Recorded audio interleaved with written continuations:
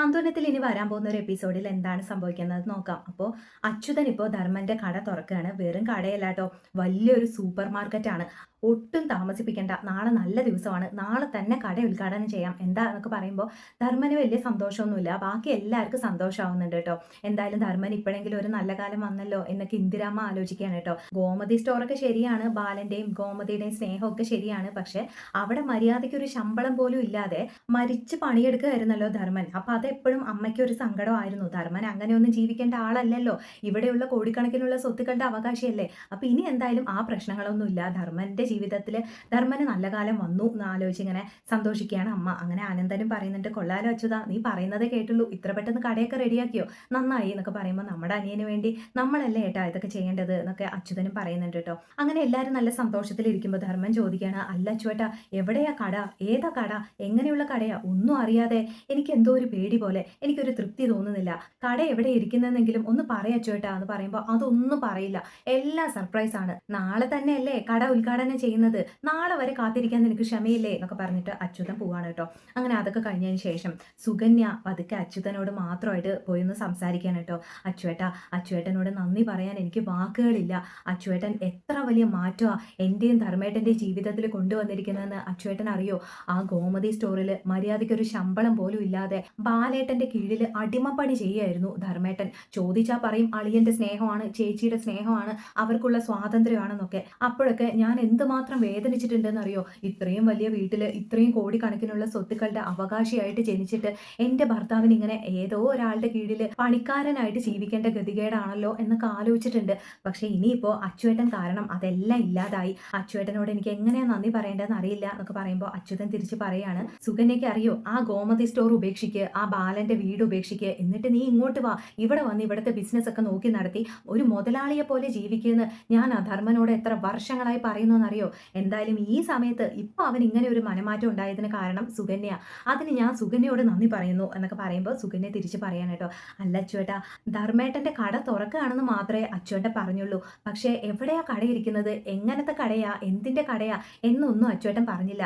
എനിക്ക് ആ കടയൊന്ന് കാണണമെന്ന് ആഗ്രഹമുണ്ട്, എന്നെ ഒന്ന് കൊണ്ടുപോയി കാണിക്കുമോ എന്ന് ചോദിക്കുമ്പോൾ അച്യുതൻ പറയാണ്, എല്ലാം സർപ്രൈസ് ആയിട്ട് ഇരിക്കട്ടെ എന്നാണ് ഞാൻ വിചാരിച്ചത്, പക്ഷെ സുകന്യ ചോദിച്ചതുകൊണ്ട് സുകന്യക്ക് മാത്രമായിട്ട് ഞാൻ ആ കട കാണിച്ചു തരാം, പക്ഷെ കട കണ്ട കാര്യം വേറെ ആരോട് പറയരുത് എന്ന് പറയുമ്പോൾ ഇല്ല പറയില്ല, ആരോട് പറയില്ല, എനിക്ക് മാത്രം കാണിച്ചു തന്നാൽ മതി എന്ന് പറയുമ്പോൾ അച്യുതൻ സുകന്യയെ കൂട്ടിക്കൊണ്ട് പോയി ആ സൂപ്പർ മാർക്കറ്റ് കാണിച്ചു കൊടുക്കുകയാണ് കേട്ടോ. അങ്ങനെ അവിടെ പോയി സൂപ്പർ മാർക്കറ്റ് തുറന്ന ഉടനെ സുകന്യ ഇങ്ങനെ അത്ഭുതപ്പെട്ട് നിൽക്കുകയാണ്. അയ്യോ അച്ചുവേട്ടാ, പറഞ്ഞതുപോലെ ഇതൊരു കടയല്ലല്ലോ, ഇത്രയും വലിയ സൂപ്പർ മാർക്കറ്റിന് ഉടമയാണോ ഇനി എൻ്റെ ധർമ്മേട്ടൻ, അപ്പോ ഞങ്ങൾ മുതലാളിമാരായല്ലേ, ഓ എനിക്ക് വയ്യ എന്നൊക്കെ പറഞ്ഞ് അവിടെ ചെയറിൽ കയറി ഇരിക്കുന്നു.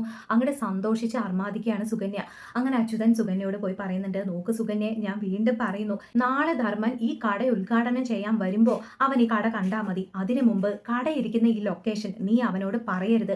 ലൊക്കേഷൻ പറയരുതെന്ന് ഞാൻ പറഞ്ഞതിന്റെ കാരണം സുകന്യക്ക് മനസ്സിലായി കാണുമല്ലോ അല്ലേ എന്ന് ചോദിക്കുമ്പോൾ സുകന്യ ആലോചിക്കുകയാണ്, ലൊക്കേഷൻ എന്താ കുഴപ്പം എന്ന് ആലോചിച്ചിട്ട് പറയണം, ആ ഗോമതി സ്റ്റോഴ്സ്, അല്ല ചേട്ടാ ഈ റോഡിൽ തന്നെയല്ലേ ഗോമതി സ്റ്റോഴ്സ് ഉള്ളത്, ഗോമതി സ്റ്റോഴ്സിന് അടുത്തായിട്ട് ഇത്രയും വലിയ സൂപ്പർ മാർക്കറ്റ് തുറക്കുമ്പോൾ അത് ഗോമതി സ്റ്റോഴ്സിന്റെ ബിസിനസിനെ ബാധിക്കില്ലേ എന്ന് ചോദിക്കുമ്പോൾ അച്യുതൻ പറയാണ്, ആ കറക്റ്റ്, അത് തന്നെ, ഓ നിനക്കുള്ള ബുദ്ധിയിൽ പാതിയെങ്കിലും എൻ്റെ അനിയൻ ഉണ്ടായിരുന്നെങ്കിൽ അവൻ എന്നേ നന്നായനെ എന്നൊക്കെ പറഞ്ഞിട്ട് അച്യുതൻ പറയാണ്, അത് തന്നെയാണ് സുകന്യ എൻ്റെ ഉദ്ദേശം, ധർമ്മന് അവന്റെ ജീവിതം നോക്കാൻ സ്വന്തമായിട്ട് ഒരു കടയിട്ട് കൊടുക്കണം എന്നത് മാത്രമായിരുന്നില്ല എൻ്റെ ഉദ്ദേശം, അതിലൂടെ ആ ബാലനിട്ട് ഒരു പണി കൊടുക്കണം എന്നത് കൂടെ ആയിരുന്നു.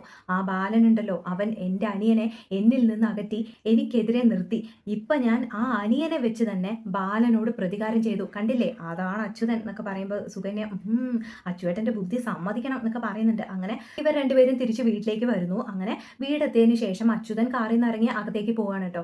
അത് കഴിഞ്ഞ് സുകന്യ പതുക്കെ ഇറങ്ങുമ്പോൾ അപ്പുറത്ത് ദേവമംഗലത്ത് നമ്മുടെ ഗോമതി ചെടിയൊക്കെ നനച്ച് അവിടെ നിൽക്കുന്നത് കാണുകയാണ് കേട്ടോ.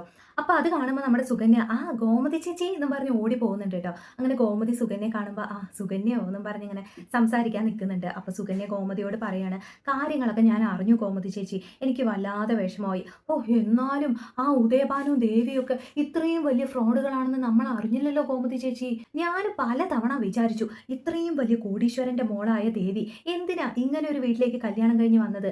ആനന്ദിന് പറയാൻ മാത്രം നല്ലൊരു ജോലിയുണ്ടോ, നല്ലൊരു ബിസിനസ് ഉണ്ടോ? ഒന്നുമില്ല. ആകെയുള്ളത് ആ ഗോമതി സ്റ്റോഴ്സ് അല്ലേ, അത് വെച്ചല്ലേ ഈ കുടുംബം മുഴുവൻ ജീവിക്കുന്നത്. എന്നിട്ട് ഈ കോടീശ്വരന്റെ മോൾ എങ്ങനെയാ ഇങ്ങോട്ട് കല്യാണം കഴിഞ്ഞ് വന്നതെന്ന് ഞാൻ കുറെ ആലോചിച്ചിട്ടുണ്ട്. ഇപ്പൊ എന്തായാലും അതിന് മറുപടി കിട്ടി.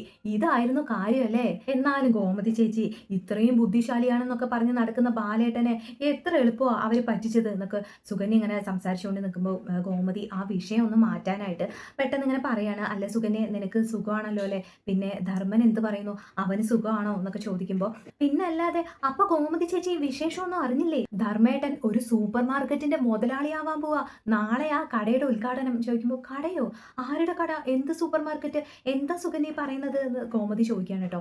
അപ്പൊ സുകന്യ പറയാണ്, ഓ ഗോമതി ചേച്ചി ഇതുവരെ ഒന്നും അറിഞ്ഞില്ലേ, അച്യുതേട്ടൻ ധർമ്മേട്ടന് വേണ്ടി ഒരു വലിയ സൂപ്പർ മാർക്കറ്റ് തുറന്നു, നാളെയാ സൂപ്പർ മാർക്കറ്റിന്റെ ഉദ്ഘാടനം. ഞങ്ങൾക്കും ജീവിക്കണ്ടേ ഗോമതി ചേച്ചി, ധർമ്മേട്ടന് സ്വന്തമായിട്ട് എന്തെങ്കിലും ജോലി വേണ്ടേ?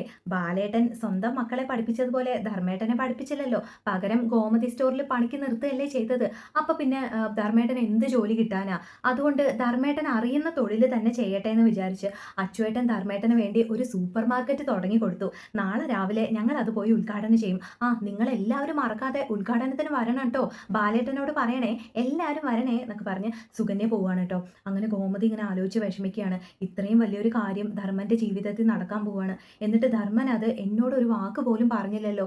അച്ഛനും അമ്മയുമായി നിന്നല്ലേ ഞാനും ബാലേട്ടനും കൂടെ അവനെ വളർത്തി വലുതാക്കിയത്. അത്രയ്ക്ക് ദേഷ്യം തോന്നിയിട്ടുണ്ടാവോ ഞങ്ങളോട്? എന്തായാലും അവൻ ഉയരങ്ങളിലേക്ക് എത്തട്ടെ എന്നൊക്കെ പറഞ്ഞ് മനസ്സിലൊന്ന് അനുഗ്രഹിക്കുകയാണ് ഗോമതി. അതേസമയം സുകന്യ അവിടെ ഒരു തീപ്പൊരി ആ വീട്ടിലേക്ക് ഇടാൻ പറ്റിയതിന്റെ സന്തോഷത്തിൽ ഇങ്ങനെ പോവുകയാണ് കേട്ടോ. അങ്ങനെ വീടെത്തിയ ശേഷം ധർമ്മൻ ഇങ്ങനെ ആകെ ടെൻഷൻ അടിച്ചിരിക്കുന്നത് സുകന്യ കാണുകയാണ്.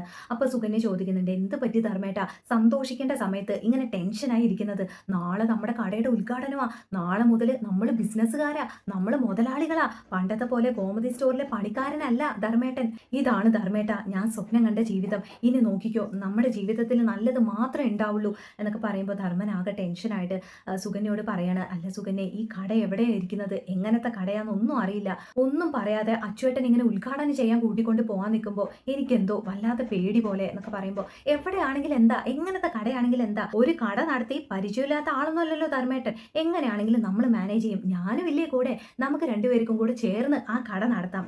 പിന്നെ അപ്പുറത്ത് ദേവമംഗലത്ത് ആരും ഈ കാര്യമൊന്നും അറിഞ്ഞിട്ടില്ല, അതുകൊണ്ട് ഗോമതി ചേച്ചിയോട് ഞാൻ കാര്യം പറഞ്ഞിട്ടുണ്ട് കേട്ടോ, നാളെ ഉദ്ഘാടനത്തിന് അവരെ എല്ലാവരെയും ഞാൻ ക്ഷണിച്ചിട്ടുമുണ്ട് എന്ന് പറയുമ്പോൾ ധർമ്മൻ, നീ അവരെയൊക്കെ വിളിച്ചോ, അവരോടൊക്കെ ഈ കാര്യം പറഞ്ഞോ എന്ന് ചോദിക്കുകയാണ്. അപ്പൊ സുകന്യ, അവരോട് പറയണ്ടേ, ധർമ്മേട്ടനായിരുന്നു പറയേണ്ടിയിരുന്നത്, ഇതിപ്പോ എനിക്കൊരു ചാൻസ് കിട്ടിയപ്പോൾ ഞാൻ പറഞ്ഞു എന്നേ ഉള്ളൂ എന്ന് പറയുമ്പോൾ ധർമ്മൻ ആലോചിക്കുകയാണ്, ശരിയാണ് അവരോട് പറയണമായിരുന്നു. എന്തായാലും അവര് കാര്യം അറിഞ്ഞല്ലോ, പക്ഷേ നാളെ ഉദ്ഘാടനത്തിന് വിളിച്ചു എന്ന് പറയുമ്പോൾ കട എവിടെയാണെന്ന് പറഞ്ഞാ വിളിച്ചത് ചോദിക്കുമ്പോൾ, അയ്യോ സാരമില്ല, നാളെ നമ്മൾ കടയിൽ എത്തിയതിന് ശേഷം അവർക്ക് ലൊക്കേഷൻ അയക്കാം, അവരങ്ങോട്ട് വന്നോളും എന്നൊക്കെ പറയുമ്പോൾ ധർമ്മൻ ശരി എന്നൊക്കെ പറഞ്ഞ് ഇങ്ങനെ ഇരിക്കുകയാണ്. ധർമ്മൻ ആകെ ഒരു തൃപ്തിയില്ല. ഇനിയിപ്പോൾ നാളെ കട കാണുമ്പോഴായിരിക്കും ധർമ്മൻ അച്ചുവേട്ടനുമായിട്ട് ഒരു യുദ്ധത്തിന് നിൽക്കാൻ പോകുന്നത് കേട്ടോ. അപ്പൊ ഇങ്ങനെയാണ് സംഭവിക്കാൻ പോകുന്നത് എന്നതിന്റെ ഒരു പ്രഡിക്ഷൻ മാത്രമാണ് ഇത്. ശരിക്കും എന്താ സംഭവിക്കാൻ പോകുന്നത് നമുക്ക് കാത്തിരുന്ന് കാണാം കേട്ടോ. Thank you, by.